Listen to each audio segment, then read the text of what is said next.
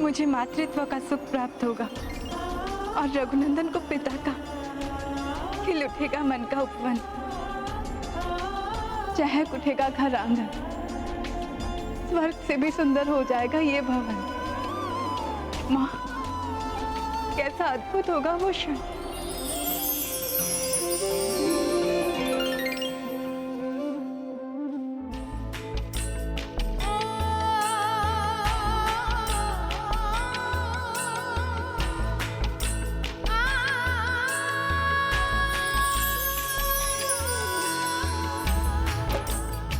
माँ, माँ, माँ।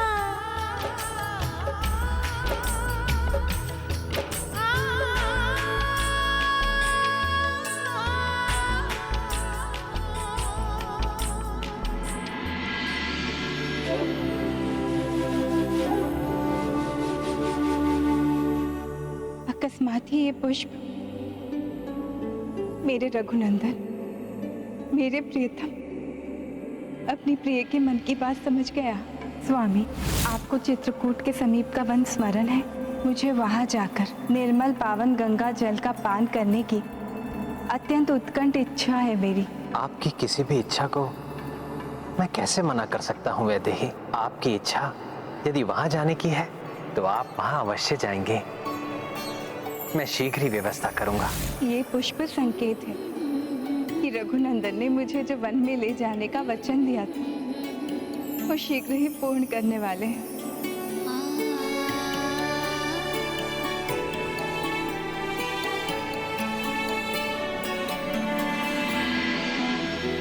प्रत्येक पत्नी का धर्म होता है स्वामी, अपने स्वामी के वंश का विस्तार करना। मैं भी आपके वंश का विस्तार करना चाहती हूँ। मेरे प्रियतम, कदाचित आपको ज्ञात ही नहीं है कि हमारे जीवन में संसार का सबसे बड़ा सुख आने वाला है। ये दो कलियां आपको मेरी मन की बात समझा देंगी। आप जान जाएंगे कि आपकी सीता आपसे क्या कहना चाहती है। किंतु पुत्र हनुमान इस प्रसन्नता की घड़ी में कहीं दिखाई नहीं दे रहे हैं। प्रतीत होता है वो अवश्य ही मेरे वन विहार जाने की तैयारियां में लगे होंगे। हनुमान जी, आपने जो उपकार किया है मुझ पर और मेरे पूरे नागलोक पर, मैं सदैव आपकी आभारी रहूंगी। मैंने तो वही किया जो प्रभु श्री राम करते। उनके राम राज में कोई भी पुरुष किसी भी स्त्री से उसकी इच्छा के विरुद्ध बलपूर्वक विवाह नहीं कर सकता। माता, अब मुझे प्रस्थान करना होगा। कदाचित मेरे प्रभु किसी बड़ी दुविधा में हैं।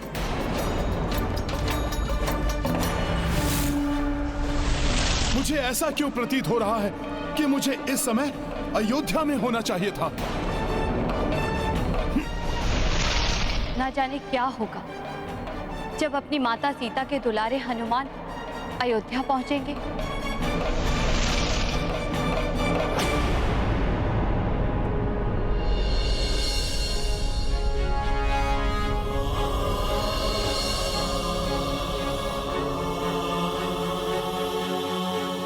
मैं क्या बोलूं भाभी माँ को कि राम भैया ने आपका परित्याग, कैसे कहूं कि राम भैया ने आपको वन में छोड़ने का आदेश दिया है। नियति है ये लक्ष्मण, होनी को कोई नहीं टाल सकता। मैं भी विवश हूँ। भाभी माँ। हाँ लक्ष्मण भैया, कहिए। भाभी माँ, वो राम भैया ने मुझे आपको वन में ले जाने के लिए कहा है ना? हाँ भाभी माँ, अर्थात भाभी माँ को भी ये ज्ञात है कि राम भैया ने उनका परित्याग। मुझे ज्ञात है मेरे प्रभु मेरी वन विहार की इच्छा विलंब पूरा करेंगे। अर्थात भाभी माँ ये समझ रही है कि उन्हें वन विहार पर जाना है, जबकि किंतु मैं कैसे उन्हें सत्य से अवगत करवाऊं? प्रतीक्षा कीजिए आप, मैं अभी आई। उचित है भाभी माँ।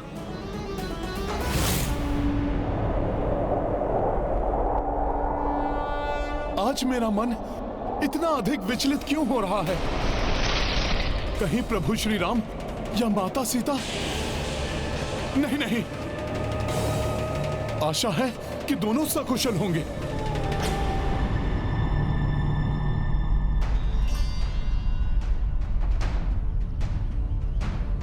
ये क्या भाभी माँ, राजसी वस्त्र आभूषण के स्थान पर ये साधारण वेशभूषा? हाँ लक्ष्मण भैया, जैसा देश वैसा भेष। मैं और आपके राम भैया किसी राजा या महाराजा से मिलने तो नहीं जा रहे हैं। हम तो वहाँ वन में ऋषि मुनियों के, उनकी पत्नियों के आशीर्वाद लेने जा रहे हैं। आप देख लेना, आपके राम भैया भी ऐसी ही वेशभूषा धारण करके जाएंगे साथ में।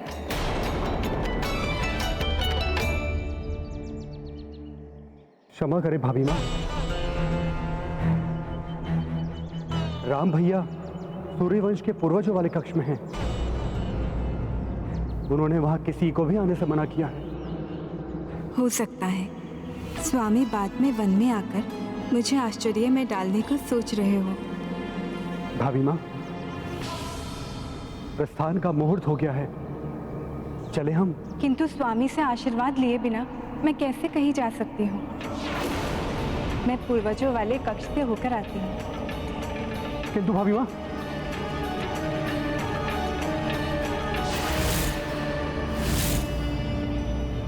द्वार तो बंद, क्या करूं? भाभी माँ, भैया राम ने किसी को भी अपने कार्य में बाधा डालने से मना किया है।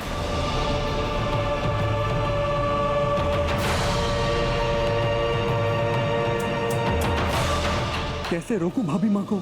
किंतु यदि राम भैया भाभी माँ का श्रीमुख देख लेंगे तो वो स्वयं ही भाभी माँ का परित्याग करने का विचार छोड़ देंगे।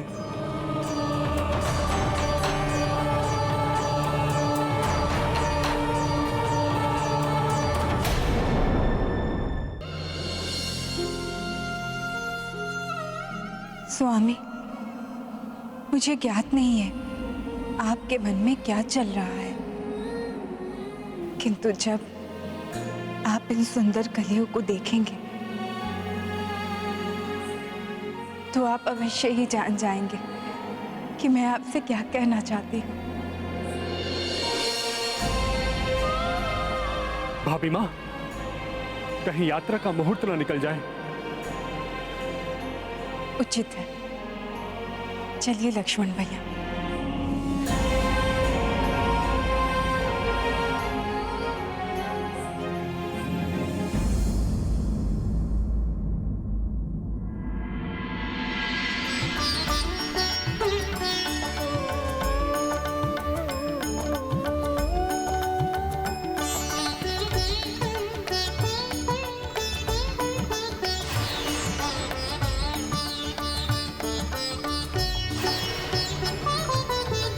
पतिव्रत का जीवन भर सीता करती आई पालन, आगामी कष्टों से निश्चिंत, पावनता से पावन। किंतु परे अब राम से होगी राम की ही परछाई, वीर हृदय की किसको सुनाए, आज व्यथित रघुराई। कैसे ज्योति को दे बोलो, नयन स्वयं ही विदाई, वीर हृदय की किसको सुनाए, आज व्यथित रघुराई।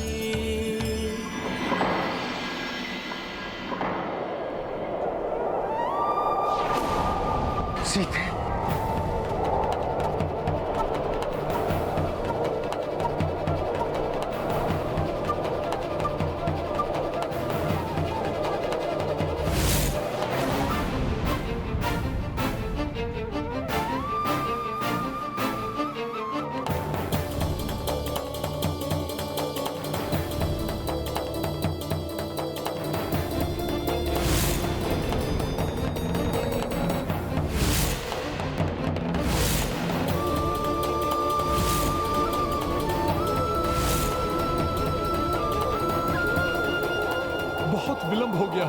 मुझे तत्काल उनके समक्ष पहुंचना होगा।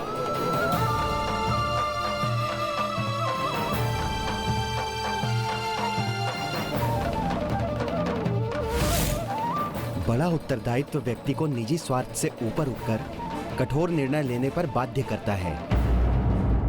ऐसा मत करिए हनुमान, जल समाप्त होने से मेरा नागलोक भी संकट में पड़ जाएगा।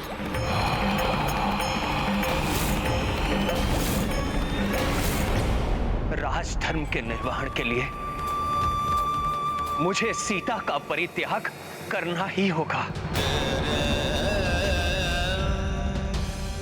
आप उन भावी माँ का परित्याग करना चाहते हैं जिन्होंने महलों का सुख छोड़ आपके साथ 14 वर्ष वनवास के कंटक भरे मार्ग पर चलना स्वीकार किया? अपना निर्णय वापस ले लीजिए भैया। जिन भाभी माँ ने अग्नि में प्रवेश कर अपने चरित्रवान होने का प्रमाण दिया था, उनके चरित्र पर संदेह करना अन्याय है भैया। जिन भाभी माँ के जन्म लेते ही बंजर भूमि उर्वरा बन गई, जिन माता के नाम के स्मरण मात्र से ही लोगों के पाप धुल जाते हैं, उन पवित्र देवी माता का कैसे परित्याग कर सकते हैं आप? राजधर्म और कर्तव्य की बेड़ियों में बंधा हुआ मैं सीता का परित्याग करने को विवश हो रहा हूं। विवश। लक्ष्मण, मैं तुम्हारी भावना समझता हूं, किंतु यदि मैं तुम्हारे स्थान पर गया तो सीता का भोला और निष्पाप मुखड़ा देखकर मैं दुर्बल पड़ जाऊंगा और अपने निर्णय से डिग जाऊंगा। जाओ लक्ष्मण, प्रातः वन जाने की व्यवस्था आरंभ करो। कैसा दुर्भाग्य है ये लक्ष्मण का।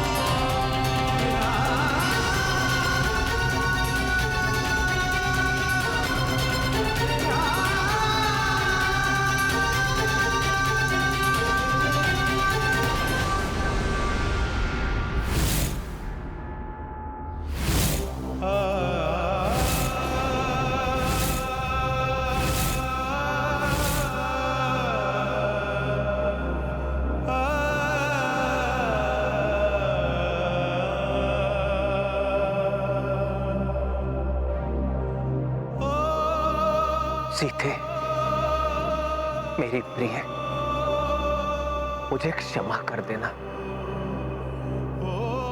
ये राम सदैव आपका अपराधी रहेगा। ये संसार आपके त्याग के लिए मुझे ही दोष देगा। इसे कदाचित कोई ही समझे, किंतु संसार के लिए ही मुझे यह करना पड़ा। सीते, आपके विछोह का ये शूल हर क्षण आपके राम के हृदय को भेदता रहेगा। अब जीवन जिएगा राम, किंतु वो जीवन प्राणहीन होगा। वीर हृदय की किसको सुनाए, आज व्यथित रघुराई।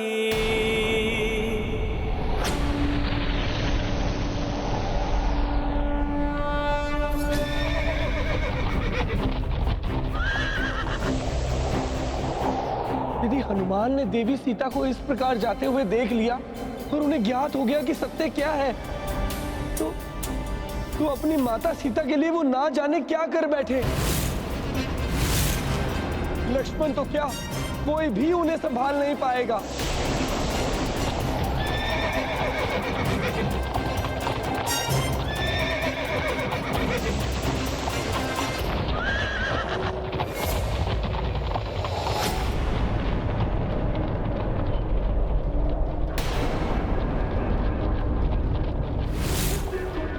सदैव सूर्य की भांति दमकने वाला ये अयोध्या का राजभवन, इसकी आभा क्षीण होती हुई क्यों प्रतीत हो रही है?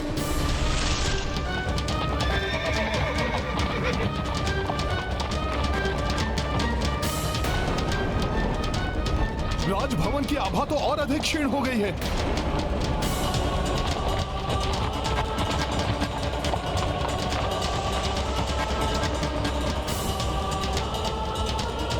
सूर्य के समान तेजस्वी सूर्यवंशी प्रभु श्री राम एवं धर्म और सदाचरण की प्रतिमूर्ति माता सीता के रहते हुए अयोध्या का आलोक धूमिल कैसे हो सकता है? अवश्य ही मेरे जाने के पश्चात कुछ तो अनिष्ट घटित हुआ है यहाँ पर। मुझे शीघ्र ही प्रभु के पास पहुंचना होगा।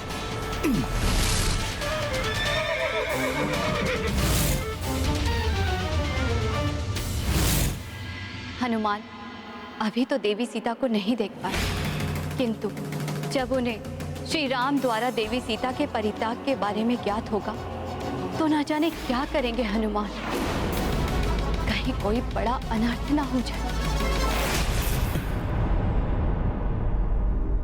इतने समय पश्चात प्रभु श्री राम और माता सीता से भेंट होगी। मुझे लग रहा है कि जैसे मैं वर्षों से दूर हूं अपने प्रभु और माता से।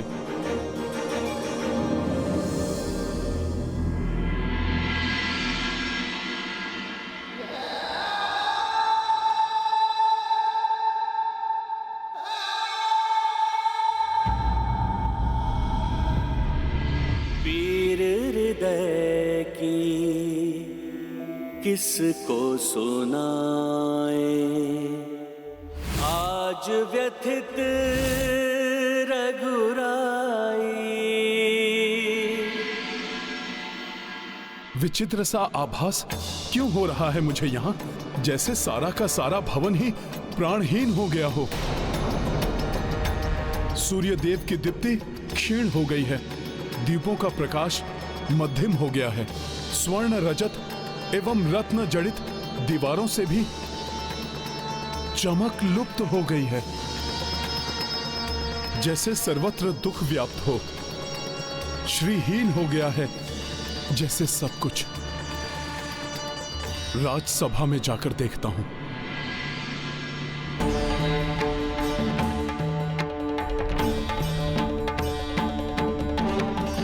अच्छा, तो सब यहां है।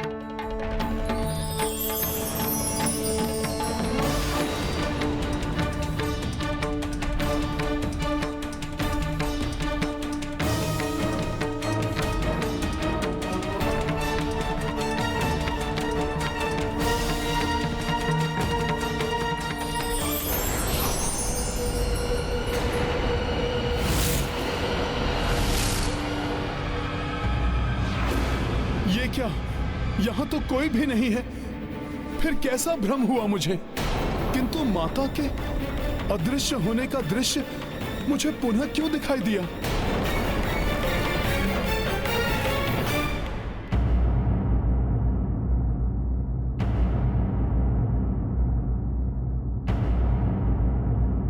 अयोध्या की राजसभा सिंहासन श्रीहीन प्रतीत हो रहे हैं। कहां हैं सब? मेरा हृदय डूबा जा रहा है। अवश्य ही कुछ तो अनर्थकारी हुआ है मेरी अनुपस्थिति में। सदैव कोलाहल